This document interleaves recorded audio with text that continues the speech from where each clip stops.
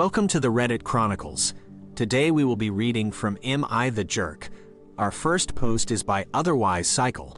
Am I the jerk for making my oldest pay back a $3,000 dress she ruined? My oldest, Bethany 16, has a step-sibling, Maria 14, almost 15. Bethany and I are white, while my husband and Maria are of Mexican descent. They have been in each other's lives since they were 6 and 7, and overall the relationship is good until recently. Maria's quinceañera is coming up, and my husband and his ex-wife took her to get her dress. The dress and alterations came to around $3,000. My daughter has been very jealous of the whole party.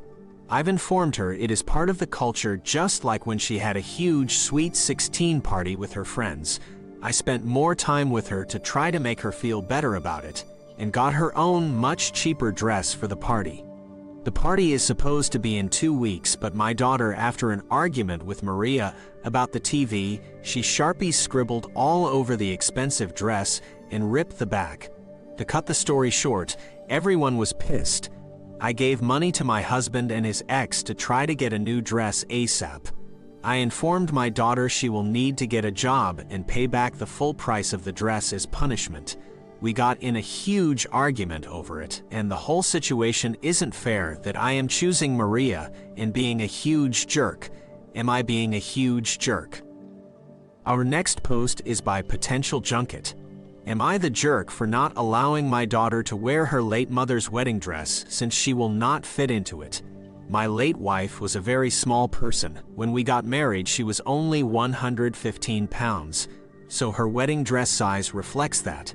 She passed away 2 years ago, so she will not attend our daughter's wedding that will be in 2025. Now my daughter wants to wear the dress, and I told her it wouldn't be a good idea since she won't be able to squeeze into it. She told me she can just up the size of it, and I told her I would think about it. I looked into it, and they basically cut the dress up to size it up. I informed her no, she can't wear the dress since they would be cutting it up. This resulted in a huge argument about me gatekeeping my wife's things. I told her no again, and that she can wear some of her jewelry. She hung up. She clearly thinks I am a jerk, and my sons are now on me to give up the dress. Am I the jerk? Since it was asked twice, my wife always wanted to go dress shopping with our daughters. She loved her wedding dress, and I don't think she would be okay with it being cut up. I also have a younger daughter since that was asked. Also, I am confused why a lot of the comments mention my youngest is super skinny like my wife. I never said that. She won't fit into the dress either. More due to the fact that she is almost 6 foot tall. Our next post is by Potential Alaska. Am I the jerk for telling my friend with kids that I'm glad the village doesn't exist anymore?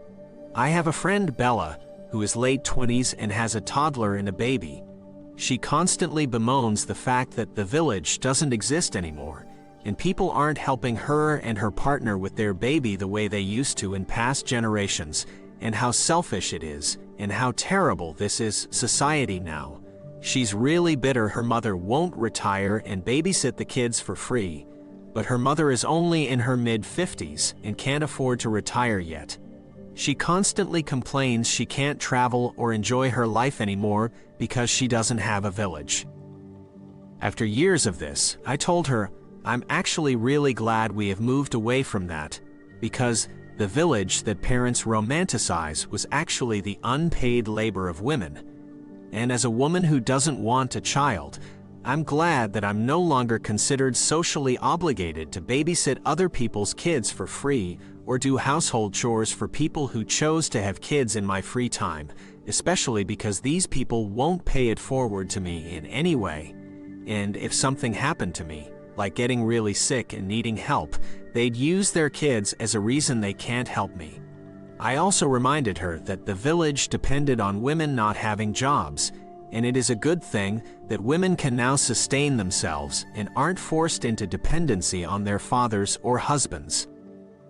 The thing that triggered it was that I went overseas recently for a holiday and to attend a concert of an artist I really like, and she complained about how she doesn't get to do these things because the village is off doing things like that.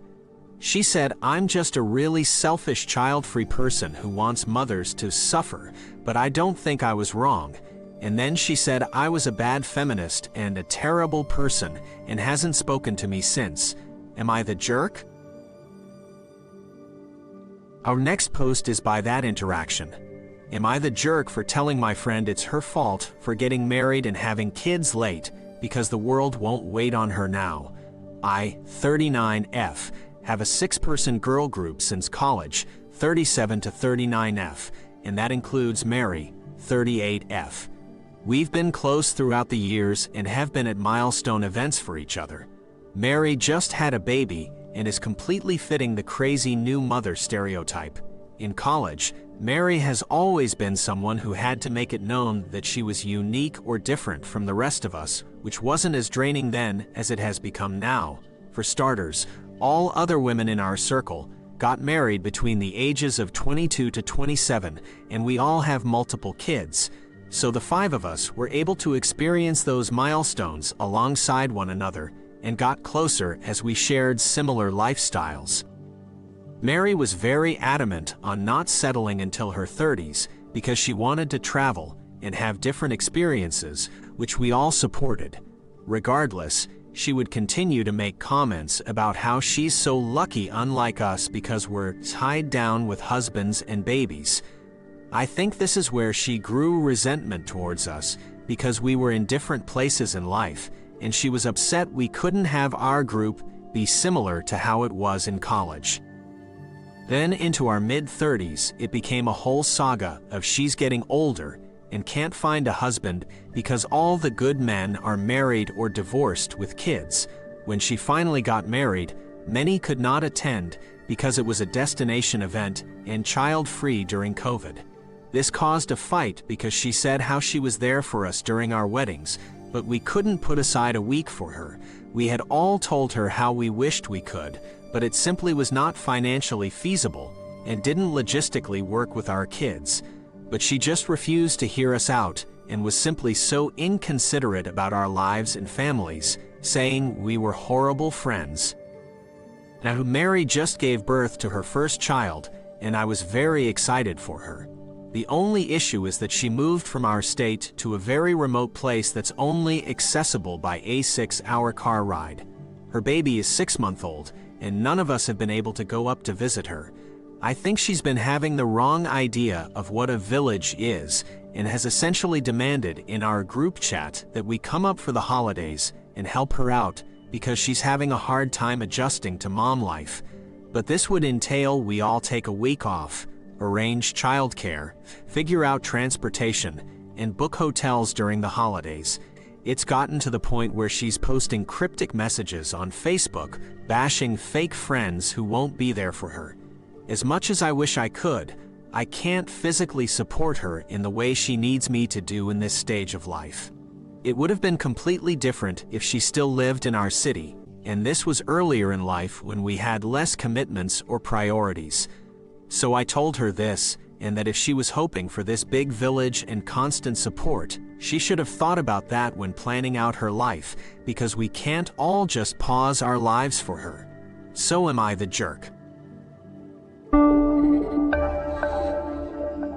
Thank you for listening to the Reddit Chronicles. Follow for more content.